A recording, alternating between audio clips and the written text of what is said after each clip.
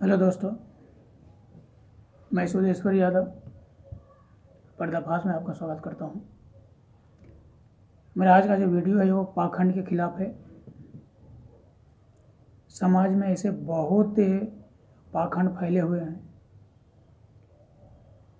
जो आप लोगों को मालूम नहीं होता है, और ख़ासकर जो 18 पुराण बनाया गया हिंदुओं का उसमें है। खासकर मैं आज के नवयुवकों से मैं एक तरह से आह्वान करता हूं कि कोई भी ऐसी बातें आप न माने कि जो मानने योग्य नहीं है। हर ऐसे असंभव चीज़ हो या अद्भुत आपको लगता हो तो साइंस के दृष्टि से, विज्ञान के दृष्टि से उस पर विचार करके मानना चाहिए, और इसको सही और गलत को डिसाइड करने के लिए आपको वैदिक ग्रंथों को पढ़ना पड़ेगा। पहले वैदिक ग्रंथ, आप उपनिषद वगैरह या फिर महर्षि दयानंद के लिखित 2 ग्रंथ है, सत्यार्थ प्रकाश और ऋग वेदादि भाष भूमिका। अगर आप दोनों पढ़ लेंगे तो आप सही और गलत को डिसाइड करने के लिए आसान हो जाएगा आप। क्योंकि बहुत बातें ऐसे हैं जो सृष्टि के प्रतिकूल है। सही कौन होता है? जो सृष्टि के अनुकूल है। जैसे हम प्राचीन कालों में, जैसे सतयुग में लोग मुंह से खाते थे, आज भी खा रहे हैं, आगे भी खाएंगे। गुदा से विष्टा करते थे, आज भी करते हैं, आगे भी करेंगे। जैसे आँख का काम है देखना, तो आँख ही देख सकता है, कान नहीं देख सकता। कान का काम है सुनना, कान ही सुन सकता है, आँख नहीं सुन सकता। ये सृष्टि का अनुकूल है। लेकिन पुराणों में ऐसी बात लिखी हुई है कि कोई कान से पैदा हो रहा है, कोई मुंह से पैदा हो रहा है, कोई नाक से पैदा हो रहा है, कोई हाथ से पैदा हो रहा है, कोई पैर से पैदा हो रहा है, कोई नाभि से पैदा हो रहा है। ऐसे असंभव बातें लिख दिया गया है पुराणों में, जो मानने लायक नहीं है और मानना भी नहीं चाहिए, क्योंकि ये सृष्टि के प्रतिकूल है। सृष्टि के अनुकूल क्या है? कोई भी धारण करता है, गर्भ धारण करता है लेडी, तो उसका पेट में बच्चा 9 महीना होता है और योनि के द्वारा बाहर आता है। यह सृष्टि के अनुकूल है। लेकिन कोई कह दे कि मुंह से बच्चा पैदा हुआ, तो ये सब असंभव होता है। संभव नहीं है, ऐसा मानना नहीं चाहिए। एक वेद का मंत्र आया है, ब्राह्मण मुखमासित बहुराजन्य कृतः उरु तदस्य अद्वैस्य पदभ्याम शूद्रो जायत। इसका लोग सही सीधा अर्थ क्या निकाल दिया कि ब्राह्मण मुंह से पैदा हुआ है, क्षत्रिय बाँह से पैदा हुआ है, वैश्य घुटन यानी उरु से पैदा हुआ है, और शूद्र पग से पैदा हुआ है। ऐसा संभव है? आप इस पर थोड़ा विचार करके देख लो कि मुंह से कोई पैदा हो सकता है, बाँह से कोई पैदा हो सकता है, ठेहुना से कोई पैदा हो सकता है, पैर से कोई पैदा हो सकता है।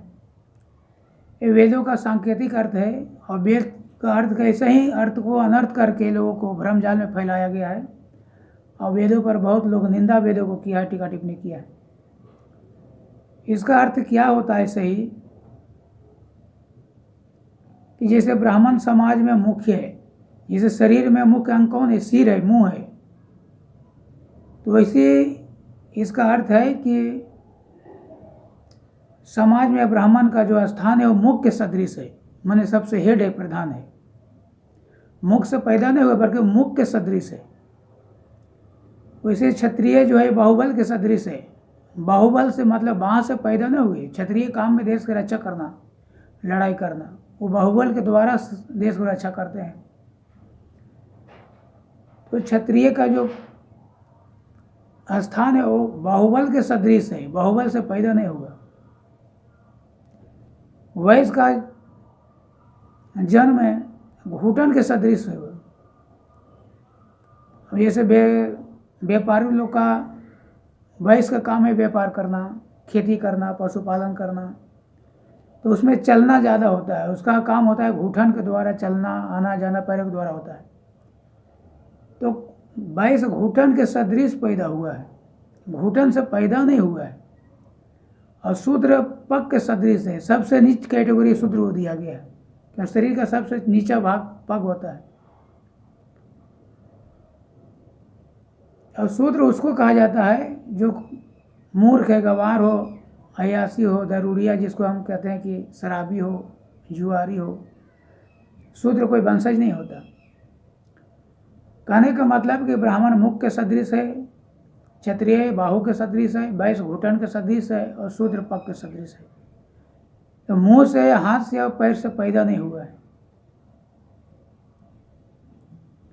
लेकिन ये पुराणों में ऐसी उटपटांग आपको बातें मिलेंगे कि लोग विश्वास, अंधविश्वासी लोग क्या, अंधविश्वासी लोग विश्वास भी कर लेते हैं, हाँ ऐसा हो सकता है, ऐसा कर सकता होगा। ऐसा ईश्वर भी नहीं कर सकता, क्योंकि ईश्वर ने सिस्टम बनाया है। सिस्टम को विपरीत ईश्वर भी नहीं जा सकता, क्योंकि जो सिस्टम बनाता है उसको पहले फॉलो करना होता है।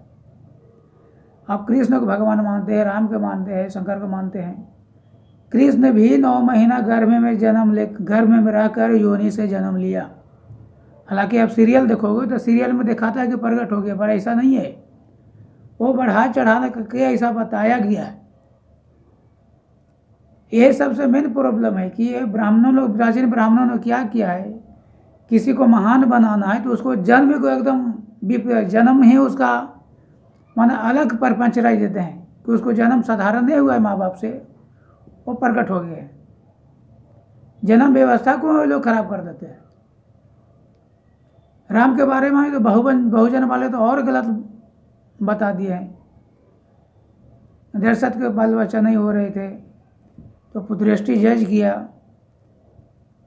क्योंकि एक पेडियार साहब ने सच्ची रामायण लिखा है, वो मैं अगला सीरियल सब बनाऊंगा, वीडियो सब में क्लियर हो जाएगा।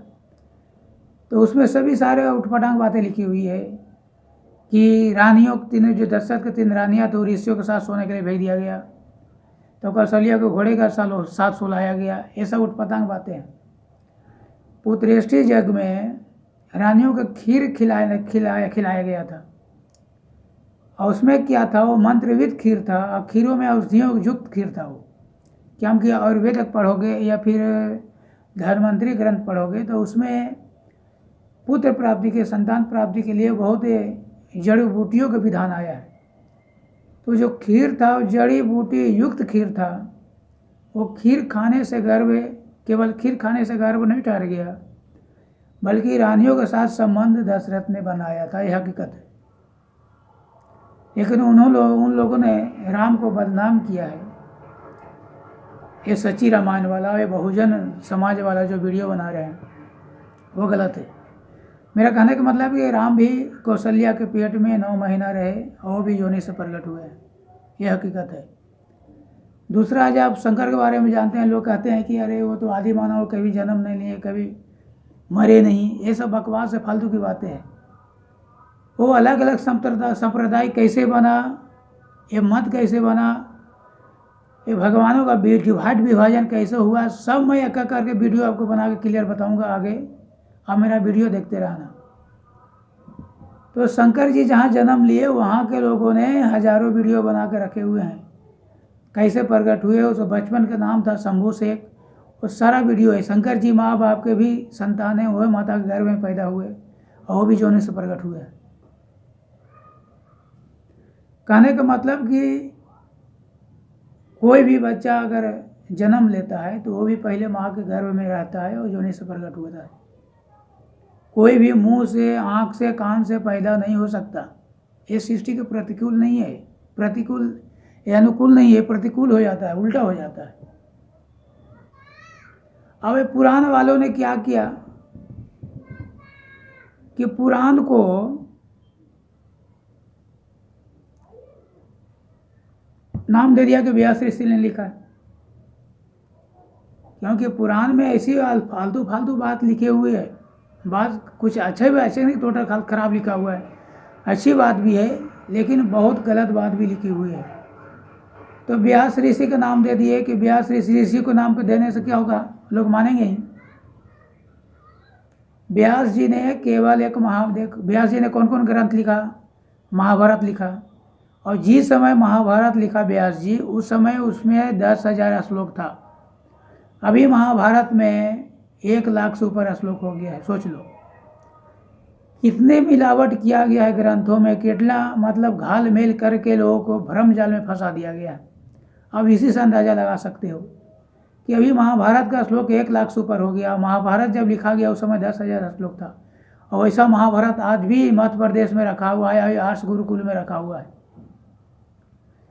तो वेद व्यास जी ने महाभारत लिखा, वेदांत दर्शन लिखा, शारीरिक सूत्र लिखा और योग सूत्र का भाष्य किया, बस। इसके सिवा 18 पुराण व्यास ऋषि ने लिखा ही नहीं।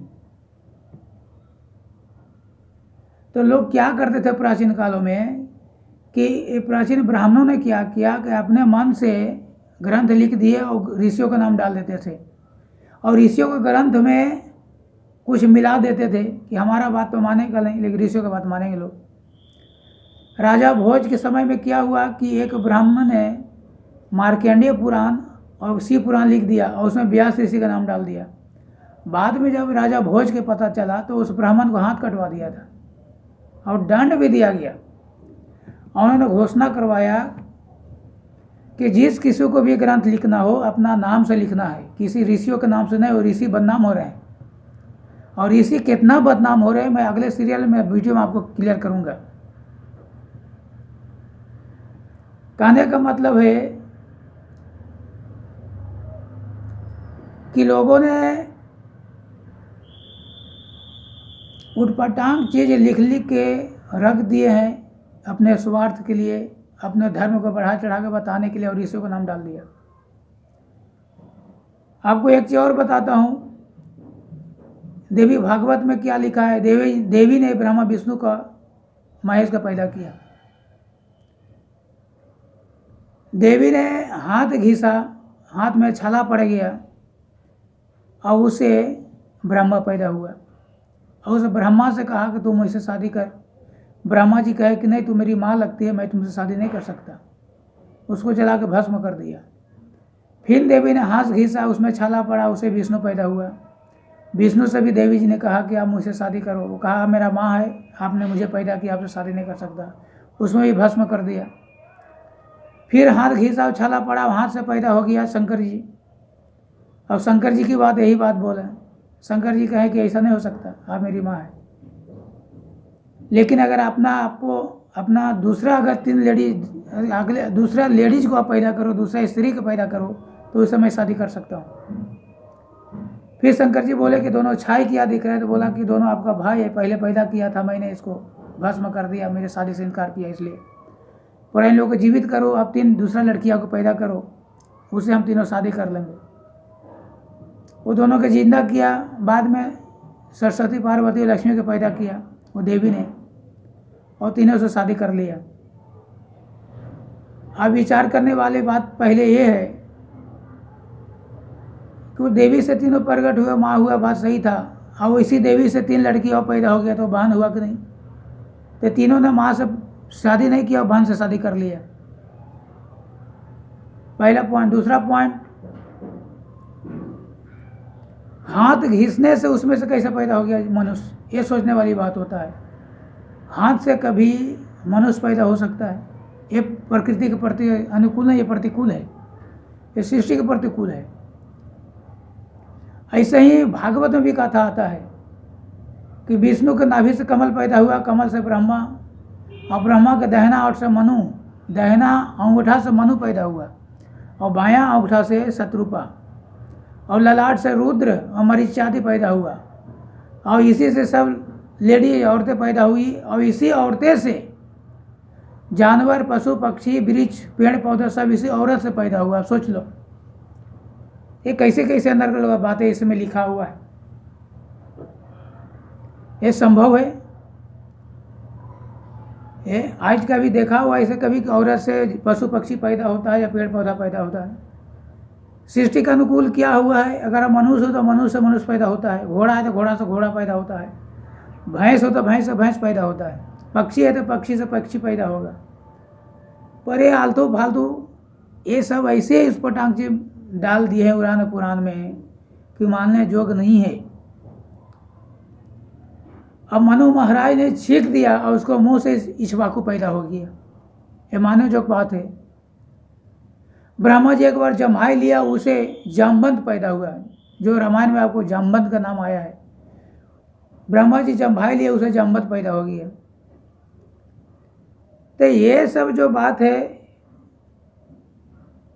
ये मानने लायक नहीं है। ऐसी बात को आप मानो नहीं।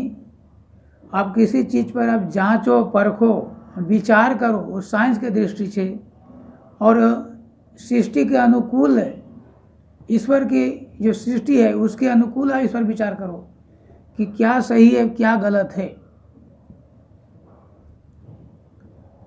इसलिए मैं आपको पहले बोला कि जो सृष्टि के शुरू से सतयुग में, द्वापर में, त्रेता में हो रहा है, वैसे आज भी होगा, आगे भी होगा। मुंह से हम खाना खाते हैं, बोलते हैं, मुंह का जो काम है वही होगा। मुंह से आप बच्चा पैदा नहीं कर सकते। योनि का काम है, गुदा का काम है विष्ठा करना, योनि का काम है बच्चा पैदा करना।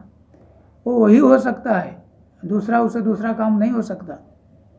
ये सृष्टि के अनुकूल है। सृष्टि के पर अगर इसे उल्टा होता है तो ये सृष्टि के प्रतिकूल माना जाएगा। मानधाता नाम सुने, मानधाता एक बहुत बड़ा राजा हो गया। उसका पिता मंत्र भी जल पी लिया था और उसे उसके कांख से फाड़ के मानधाता निकल गया।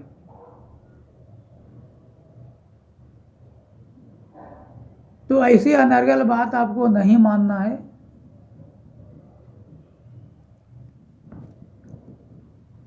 ये मानने योग्य है ही नहीं।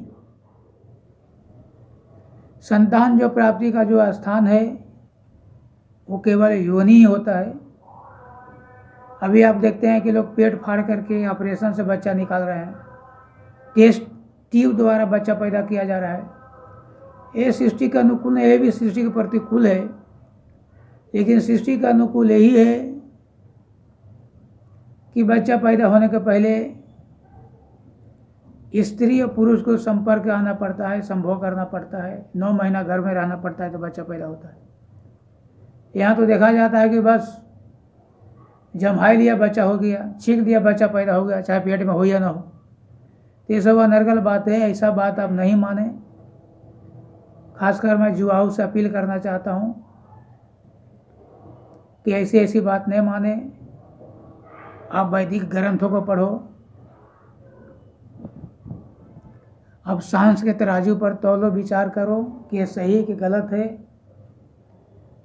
ये सब मैं एक एक वीडियो में आपको क्लियर करते चला जाऊंगा। आप सब वीडियो मेरा ज़रूर देखना, लाइक करना, सब्सक्राइब करना, बेल आइकन को दबाना कि आने वाला वीडियो आपको मिलता रहे। मैं ज़्यादा नहीं, वीडियो लंबा हो रहा है। मैं वीडियो को अभी यहीं क्लोज करता हूँ। जय हिंद, जय भारत।